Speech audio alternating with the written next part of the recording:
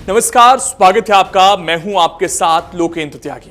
एक तरफ जहां अमेरिका और ईरान के बीच 15 जून को यह खबर आती है कि दोनों देश जल्द शांति समझौते पर हस्ताक्षर करने वाले हैं, जिससे पूरी दुनिया में यह उम्मीद बढ़ती है कि तेल संकट से जल्द राहत मिलने वाली है, तभी इजराइल के प्रधानमंत्री बेंजामिन नेतन्याहू कुछ ऐसा कह देते हैं जिससे दुनिया की चिंता एक बार फिर से बढ़ती हुई नजर आ रही है।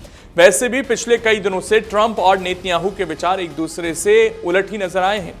ऐसे में उन्होंने ऐसा क्या कह दिया, जानेंगे इस वीडियो में, इसलिए वीडियो को आखिर तक जरूर देखिएगा। साथ ही इस पर आपकी क्या राय है कमेंट कर जरूर बताइएगा। दरअसल नेतन्याहू ने एक बेहद चौंकाने वाला और बड़ा बयान देते हुए साफ कर दिया है कि ईरान को किसी भी हाल में परमाणु हथियार बनाने या रखने की अनुमति नहीं दी जाएगी, चाहे अमेरिका और ईरान के बीच कोई भी समझौता हो या ना हो।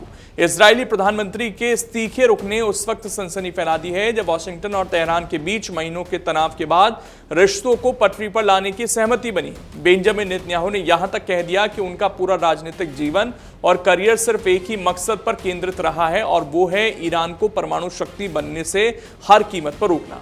उन्होंने इसे अपने जीवन की सबसे बड़ी और अंतिम जिम्मेदारी बताते हुए ऐलान किया है कि जब तक वो इजराइल के शीर्ष पद पर आसीन हैं, तब तक ईरान अपने इस मंसूबे में कभी कामयाब नहीं हो पाएगा। इस बढ़ते तनाव के बीच ट्रंप को सामने आना पड़ा है और यह बताना पड़ा है कि ईरान परमाणु हथियार नहीं रखेगा।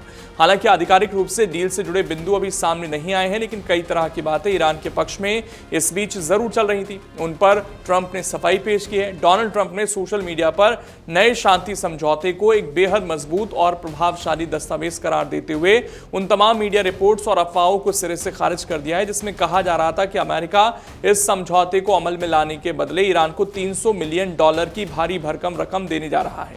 ट्रंप ने इसे अपने राजनीतिक विरोधियों द्वारा फैलाई गई सरासर झूठी और मनगढ़ंत खबरें बताया।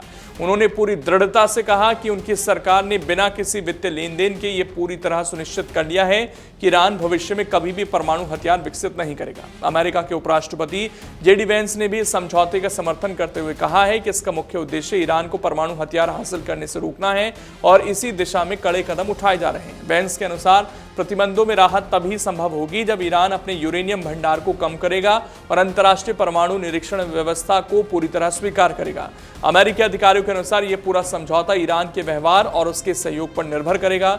अगर ईरान अंतर्राष्ट्रीय नियमों का पालन करता है और परमाणु गतिविधियों को पारदर्शी बनाता है तो उसे वैश्विक अर्थव्यवस्था में फिर से शामिल करने पर विचार किया जा सकता है। इस समझौते के औपचारिक हस्ताक्षर इस सप्ताह जिनेवा में होने की संभावना जताई जा रही है, जिसमें कई देशों की भूमिका भी महत्वपूर्ण मानी जा रही है।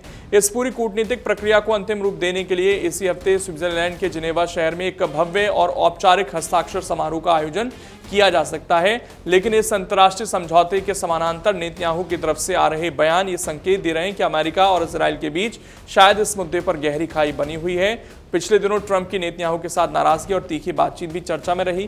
खासकर लेबनान में इजराइल के हमलों ने ट्रंप को बुरी तरह से चिढ़ा दिया था, और अब ये जो ताज़ा बयान सामने आ रहे हैं, इससे अगर ईरान चिढ़ता है तो फिर ये शांति समझौता कहीं ना कहीं अधर में अटक सकता है। अब सबकी नजरें आने वाले कुछ दिनों पर टिकी हुई हैं और सवाल यह है कि वाकई ये शांति समझौता हो पाएगा या नहीं, और क्या इजराइल भी इसको स्वीकार करता है या फिर नहीं।